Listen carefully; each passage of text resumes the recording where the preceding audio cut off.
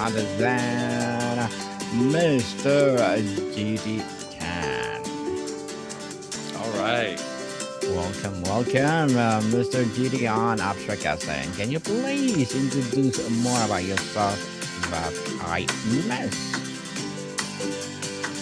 Yes. I still hear like a lot of background noise. So Mm-hmm. Go the ahead. music. Yes, almost finished. Okay.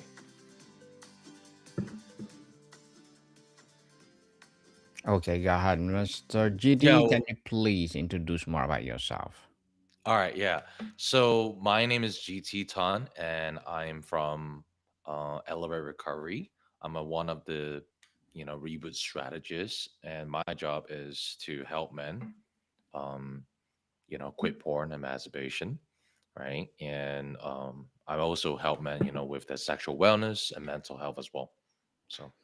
Yes, and thank you so much for sharing your knowledge and wisdom to the world. Thank you. And today let's talk about, well, symptoms of a porn addiction. So let's start. How do you distinguish between a regular non-problematic porn use and behavior that has crossed the line into addiction? What are the key diagnostic signposts? Mhm. Well, I think the first thing that's a good question, Daniel. The first thing is that you have to understand how it makes you feel, right? Just gotta be honest with yourself. If it actually caused you to feel like, you know what, this is something that I should probably reduce, you're probably doing a little bit more than you should. It's not about like the number of times that you even do it, right? But of course, if you're doing it daily, obviously it's a problem. If you're then doing it, on a weekly basis, you may have to want to look into it. That's just a really vague guideline because it's also very subjective based on the person, based on your lifestyle, and more importantly, based on how it actually makes you feel, right? And if you're feeling guilty about it, if you're feeling ashamed about it, or if it actually cause you to pretty much like affects your life, right, distract you from doing something you're supposed to do, then it probably it's a problem. Yes, definitely. Hmm. Guilt. Hmm. If there's a guilt, well, for sure. There is a Hmm. problem. So many people focus on frequency of use. What are the Hmm. less obvious emotional or psychological symptoms like changes in mood, self Hmm. image, or anxiety that signal a problematic relationship with porn? Absolutely, yeah. So I think one of the symptoms that you can actually look at is that you feel, first of all, let's just look at the personal, right? Going back to the either the guilt, either you're using it to run away from problems, you're using it to um, distract yourself from the reality of life. And another thing that you may actually feel is that you feel a little bit brain fog, lack of focus, and also you're not as social, right? Or even you stay up all night, right?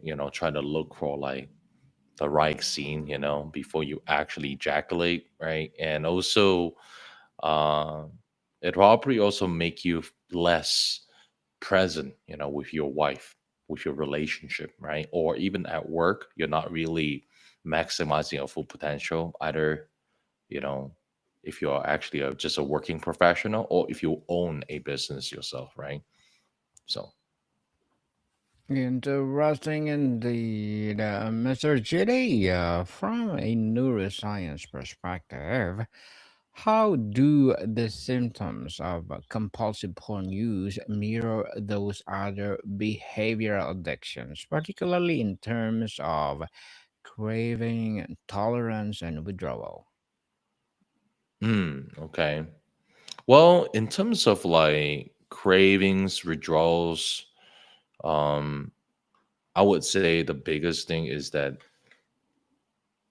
you are producing the drug yourself. Really, whenever you're watching something, you're producing the drug yourself, right? So Yes.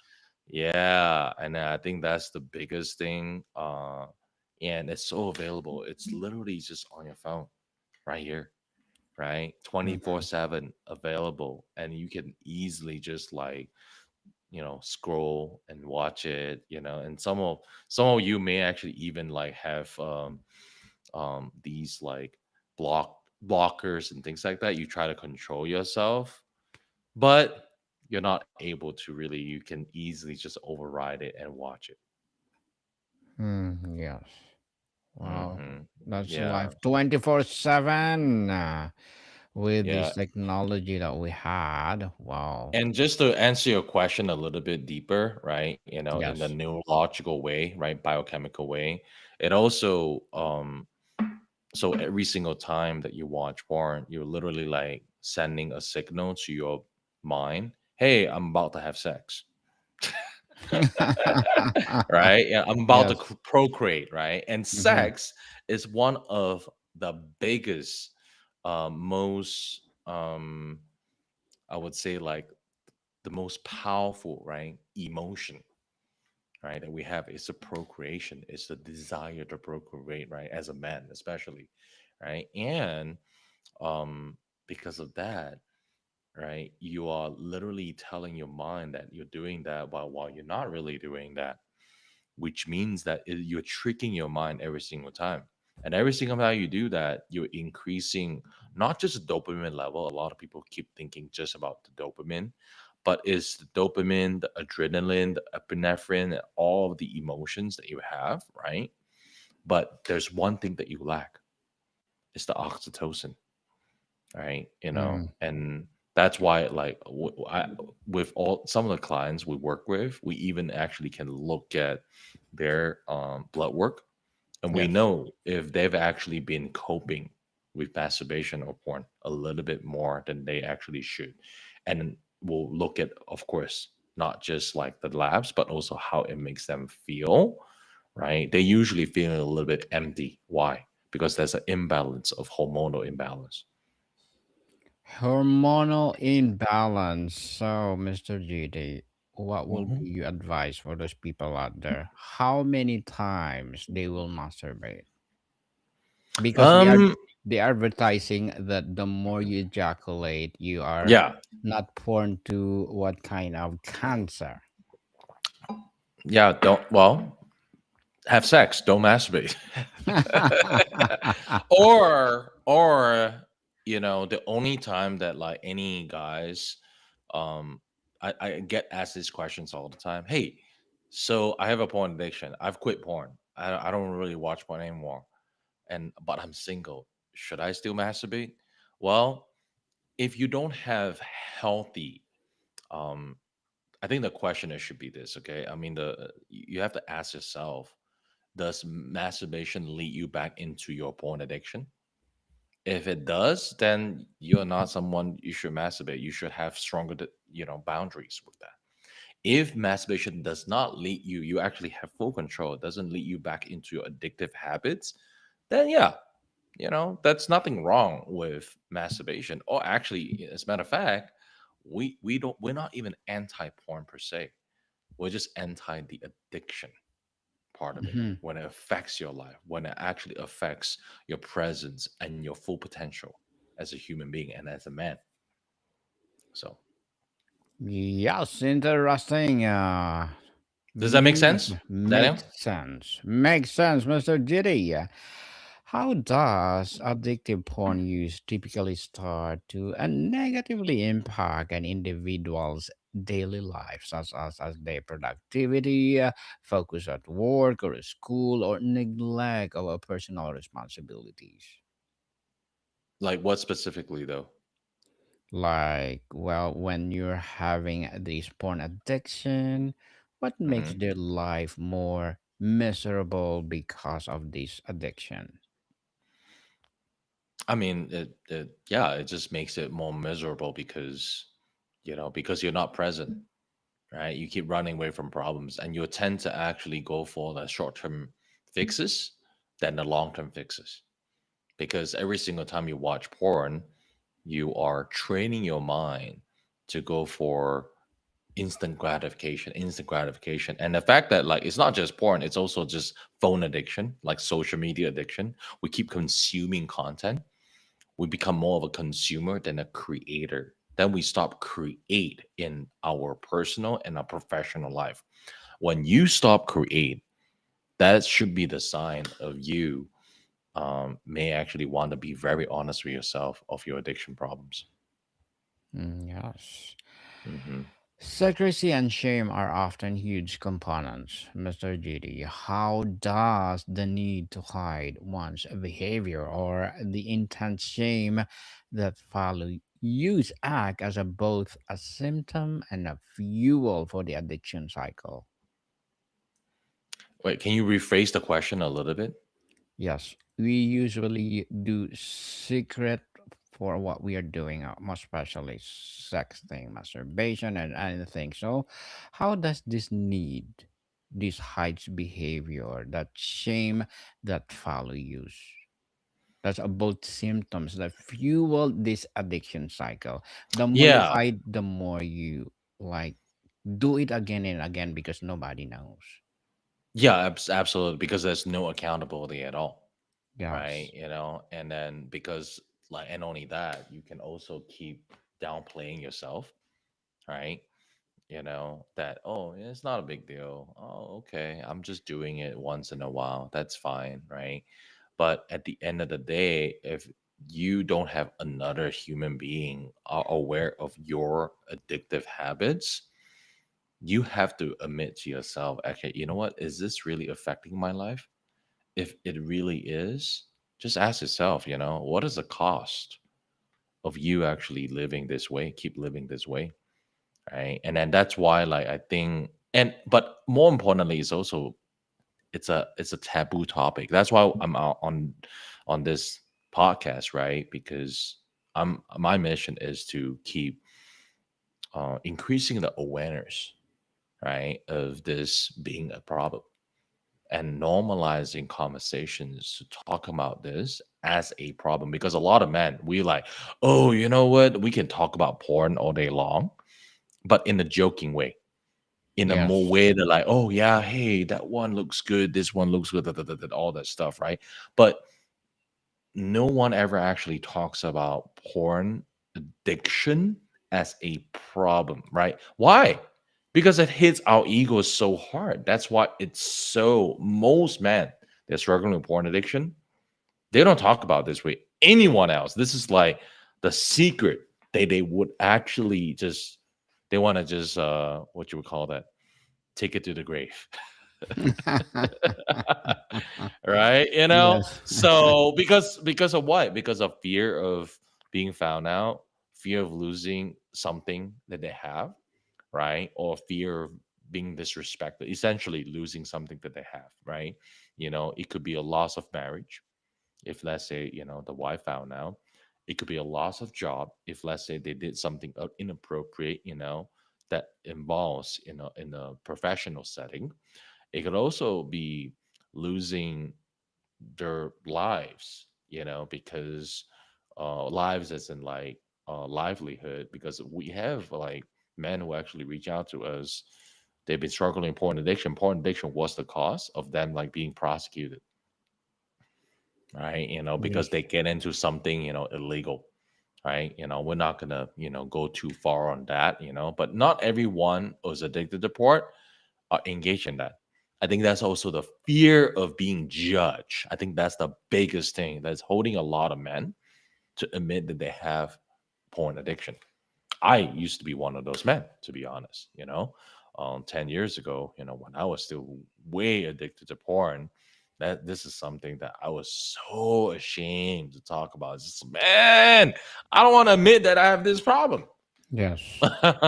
you know, I think Yes, that's shame. what most men they are thinking, right? Because of shame. Or we even have like clients, who are in a leadership position, right? Yes.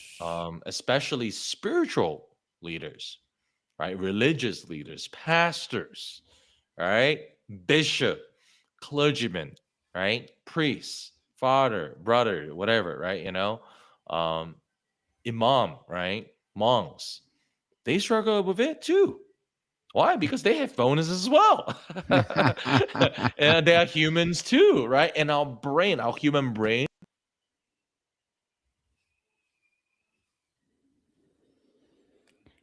People, I want to apologize because Mr. GT is being disconnected. But while we're waiting for him, I'm inviting you to please do listen to my other podcast, people. My other podcast, because my abstract essay is already in fifth season. Abstract Am I part. here? Yes.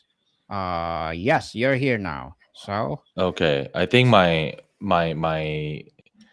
webcam is just like misfunctioning right now, just a little bit. Okay. One oh, second. okay. So, but you're still here. Oh, say my apologies. Yeah, I yeah, thought yeah, yeah. I thought you're being disconnected. So No, no. let's continue our Here. discussion now, Mr. GD. And what are the most common ways these issues manifest within intimate partnership? Is it Okay, sorry. often One yes? second. Can you ask the question again? Yes. What are the most common ways these issues manifest within intimate partnership? Is it often loss of interest in a real world intimacy or something more complex? No, I think you're right on track, with that, right? It's the lack of sex drive. It's the comparison, the constant comparison, right? And it's also um the fact that like you are also keep engaging in the behavior. Well, guess what? You're not gonna actually be as excited, to be intimate with your wife, right? And only that, you also don't have to communicate with another human being. Like porn is just like available anytime. You can search for anything at any time at your will. It changes the neurology of like how you feel about sex, right? And your experience of sex. So it actually rewires the brain. And we actually have guys. They actually rewire the brain to the point of like porn induced erectile dysfunction, which they can't even get up, right? And we have guys like that actually reach out to us, not in your 30s or 40s anymore. We have guys that reach out to us in their late teens, 18, 19, 20 years old. They have porn induced erectile dysfunction. And some of them, they actually started engaging in pornography. This is more in a serious manner that is against their own sexual orientation, right? Like transgender pornography or even gay pornography when they are not even gay. And some of them, they actually would even go even further than that and act it out in real life. So I actually have one client. Unfortunately, when he found us, he no one knew about this for years and years and years and years. Actually, well over like up to like 9 years, right? That he was acting out behind his fiance, right? Uh, and when he reached out, he got HIV. Hmm. Yeah, which Okay. means that he had to reveal to his fiance, right? That's Yes. a ethical thing to do. And he had to reach out to us. He had get help. We actually help him, and he's actually doing very good now. He's still good. His HIV, symptoms are being in control and all that. He's actually happily married now, and we have a lot of like hundreds of success stories, that we actually can see on a daily basis. We actually see wins and progress in our program. So I think that's why it's so important for you to be connected with the right people to talk about this. If this is not like something that you're used to talk about, that you're like, man, I don't know who to talk about this, man. Well, what are people? Well, your people, right? And then we don't judge. There's zero judgment. That's the first thing because I've been through the shit. I see the shit all the time, right? We eat this for breakfast, right? You Yeah. know, and for the last like for me, I've been doing this for the last like full time now, the last 7 to 8 years now, and I work with men on day to night, every single day, 12 hours a day, right? Sometimes up to like even 16, 18, 20 hours a day. This depends on the day, just because a lot of men need help, right? And the kind of conversation we have, it's really honest, it's facing the truth, and we give you the environment and the neurology to face the truth, to calm your neural system down to the point of like, you know what? Okay, this is no longer a secret. I'm having the right conversations, right? And in here, everything you share with us is discreet, it's private, it's confidential. We even have guys, who I cannot really name their names because when I say their names, you would know who they are. They also reach out to us too, and then they work with us, within the community as an alias. They use a pseudonym, right, to Mm-hmm. work with us, and we work with them privately too. We have a lot of we have NFL players reach out to us. We have NBA players with celebrities, household names, right? Billionaires. Doesn't matter how successful you are, or if you're just like a regular professional, a doctor, lawyers, engineers. Oh, actually, we have a lot of engineers and IT professional reach out to us because if anyone, they use the computer all day long, and they can override any kind of blockers. Yeah. So anyway, so, um, so, just to Miss- just to keep that short. yes, so Mr. JD, as a men's mental and sexual wellness coach, what are your short-term and long-term goals? Our short-term goals is to right now. I think we have a lot of different projects going on. Uh, we're actually looking to expand, our team right now. Right now, I'm actually going through a lot of hiring process, right? For just for like team members who can actually are confident in having conversations with men. We just try to reach out to more and more men every day, right? And I think the goal is to on a daily basis we want to reach out up to about like at least uh 800 to 1,000 men per day every day, Mm. right? That is the goal. And uh like when I say that, I mean like actual conversations on the phone at least, or even on Zoom, right? And I would say the long term goal, we have a lot of other programs as well, and also other projects. Like we have an app that we are is in the process of creating. It's under the beta version right now. That we have released, and rebooter app, right? And that's something that I think was is still under testing period, and I think that would help a lot of guys, to just at least have something to use, right? We have a rebooted team program as well. It's a parenting course actually. So it's a free course. Y'all can check it out on rebootedteam.com. And you actually get access to a free, parenting course if you're like concerned about your teenagers struggling with pornography. And of course, we're here to really help more and more men, right? And I would say like up to like 1 million men, on the long term. So Yes, good luck to your goals and looking forward for more success, Mr. JD. And what will be your piece of advice for those people out there want to be a coach like you? oh, to be a coach, Yes. well, first of all, if you want to be a coach like me, you should, you know, like ask yourself if you have this problem first. If you still do, don't be a coach while you still have this problem. Okay, that's the first thing. A lot of people are doing that, And second is that, um, yeah, if you want to help more and more people, we actually do have right now it's under a waiting list, but we do have a certification that we do certify people to be a coach, right? Specifically uh, to help men quit porn addiction. And we actually have certified therapists and counselors, and to really help them to grow their practice as well. So, Mm.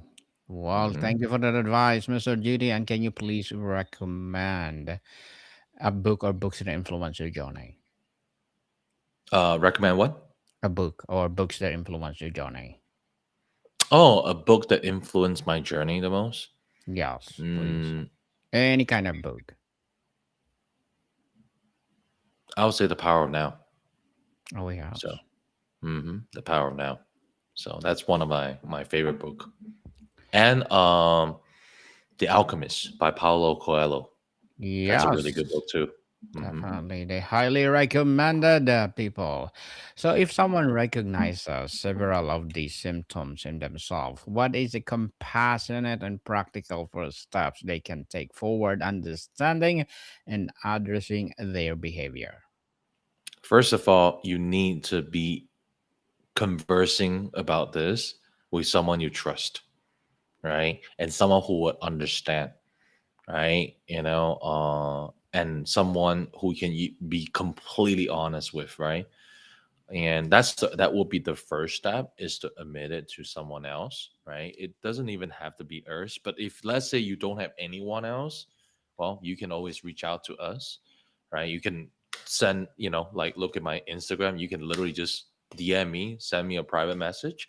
Hey, GT, I found you on the podcast, right, on Daniel's podcast, and then I want to have a chat, and we'll just have a chat, and that's it. Nothing complicated, right? um or you can also just check our website out, right? We have a lot of resources on there too. Elevatorrecovery.org. We even have a tool that you can literally just take a quiz to see if you're actually addicted or not. Right? If you're not Yes. sure, if you're like, I need like some measurement, you can just go to our quiz, right? I think that's probably the easiest way. A lot of guys, they're questioning. If you just like, what, I want to find out maybe more free, information and more resources, right, to help me understand my addiction better, I highly recommend you to subscribe to our YouTube channel. uh thank thank you for all of our audiences, and our subscribers. We just crossed over 150 plus subscribers, 150K, plus subscribers on our YouTube channel, Porn Reboot YouTube channel. I think the handle is Elevator Recovery. But yeah, the name of the YouTube channel is Porn Reboot. We have well over like 2,000 videos that you can access for free. Right. And it's Totally for free. mostly, yeah, totally for free. You can just access it, right? You don't have to pay us a single dime to even access that. But, some parts of you, you know what? I need a coach. I need someone to coach me do this. Yeah, you may want to consider join and apply. Put an application. We usually have a waiting list, so there's no promises you're going to be accepted to any of our coaching programs. But just go through the application process. So, Yes, and before we wrap up our discussion for today, Mr. GT, I'm inviting you to please do listen to my other podcast, people, because my Abstract Essay is already in fifth season, Abstract Poetry in second season, and my Book 101 re in fifth season too. Comedy 101 is third season, and Food 101 in fifth season as well. Geography 101, Love Letters, Movie 101, and Music 101 are fourth season. Science 101, Sex 101 second season, and my baby podcast flow 101, mental health 101, Bible verses 101, and coming this December entrepreneur 101. Please listen to them wherever you listen your podcast. So Mr. GD, thank you so much for sharing your knowledge and wisdom to the world. So can you please invite our listeners to support your advocacy, your business, your projects that you're doing right now? thank you. Yes. Thank you for So, having me. where do people can reach you? I already shared it earlier, Mm-hmm. to my Instagram, Correct. and also, on the website. So, Yes, people, let's support Mr. GT because if you support him, for sure, more and more empowering advocacy like this will rise. So, Mr. GT, thank you so much for your time. Maybe easier to like scroll up so they can see my. There we go. Yeah. Yeah. Yes, They can see my handle. So. here we go. Mordecai people, see you soon.